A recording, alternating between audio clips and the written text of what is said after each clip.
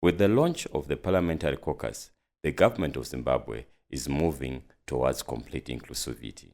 There is the strategic plan that was developed by the Caucus last year with support from your partners. Let it be a living document that you refer to constantly. Review it, and as you meet every time, say to yourself, where are we in terms of implementing the strategic plan? Because if you don't follow it up, it means you are letting down the constituency that you are representing. The other opportunity that is there, we already have the 2 senators in the Senate representing people with disabilities. We also have Honorable Mpofu in the National Assembly. The caucus itself comes in to beef up their voices. Like I said, you must be the voice to amplify the voices of persons with disabilities in Parliament. As you stand up, we need to know when Honorable Maviyengwa rises that we are going to hear something related to issues of persons with disabilities. You must be the voices during debates. We have both the National Assembly and the Senate. Part of the role of members of Parliament is the representative role. Wednesdays in the National Assembly, person time, and Thursday in the Senate. Use these people. Give them the relevant information that they must ask the ministers. That's the opportunity that's available. Get their numbers. Send them questions that they must be asking government ministers so that the issues that are in the Constitution are realized. Because the more we ask, the more we get responses to the issues that are provided in the Constitution. So every week, make it a habit to send questions to Honorable Nyampinga and the other members of Parliament so that they raise those questions in Parliament, either as written questions or as oral questions. Also, we, as an institution guided by Section 141 of the Constitution, we are required by the Constitution to consult the public on matters before Parliament. What I would recommend is every time we advertise for public hearings, as organizations representing persons with disabilities, organize yourself and champion your voices. You have one voice. You have one voice. Our United Nations Sustainable Development Cooperation Framework with the government of Zimbabwe, and this agenda of persons with disability is at the core of what we do. We have actually been walking the talk, Honorable Speaker. So our solidarity message is going to be building or focusing on what we are already doing to support this important agenda. And the journey that has been put here 5 years ago, and today we are reaping and seeing the fruits of the journey. Can we continue now to give a round of applause for this 5 years?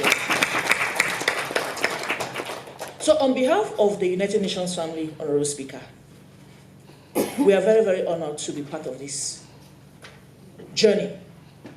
And when we looked at what has been put in place, we quoted the Convention of the United Nations of the Rights of People, Persons with Disability.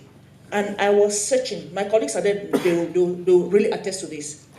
I said, what actually is the fundamentals? Maybe in the different statements, we have been able to make allusion to it, but I said, I'll make these solidarity remarks in 2 phases. The first phase, I'll just list the 8 guiding principles of this convention that binds us all together. And then the second part, just highlighting what we're already doing as the United Nations in Zimbabwe. There are 8 guiding principles that guide the work that we do to advance this agenda on people, persons with disability. The first one is respect for dignity and individual autonomy. And the speaker talked about empowerment during his keynote speech. Non-discrimination, he spoke about that a lot. The third, full and effective participation and inclusion. Inclusion in everything that we do, integrating this agenda in everything that we do. Respect for difference and acceptance of persons with disabilities, as part of human diversity. Equality of opportunities. Everybody who has spoken about that. Accessibility to all the services that we know. Gender equality, respect for evolving capacities and identities of the disabled. The speaker made allusion of that. That's why I'm saying that speech should be printed as a guiding document to guide the work of the caucus. But also on our part, Honorable Speaker, as Parliament itself, we also need to provide that special opportunity. Yes, we will invite them to the public hearings, but I think it's important for us to create that special space for them, for the public hearings. Over and above the public hearings that we conduct for the general population, let's create that special platform for them so that they come in and give their views that relate to them. We are currently redoing our website. One of the things that we commit, Honorable Speaker, to do is to make it disability friendly. Let's create sections on the website that even our deaf people are able to access the information that's on our website. Let's create videos on our website, Mr. Makwaza, that will enable the visually those that are deaf to be able to follow what's happening there. We have Mr. Mutete who can do sign language. Let's have those videos with sign language so that they are also able to participate and follow what's happening in Parliament. Honorable Speaker, the other opportunity that's there is Honorable Rosimpo, who is the special advisor to His Excellency the President. It means you have access to the President through here. Use it.